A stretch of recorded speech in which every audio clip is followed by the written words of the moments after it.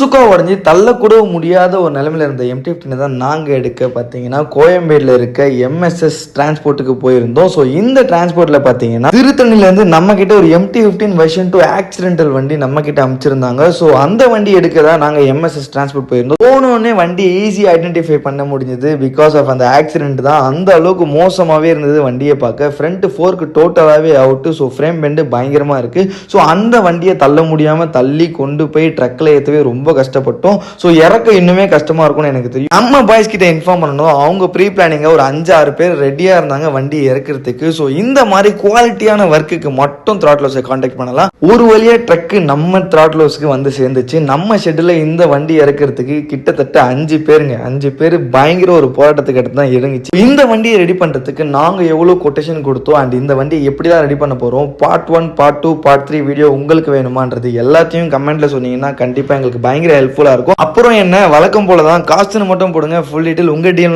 Quality work வேணும்னா கண்டிப்பாக நம்மளை ஃபாலோ அண்ட் சப்ஸ்கிரைப் பண்ணி வச்சுக்கோங்க. Keep supporting. தேங்க்யூ.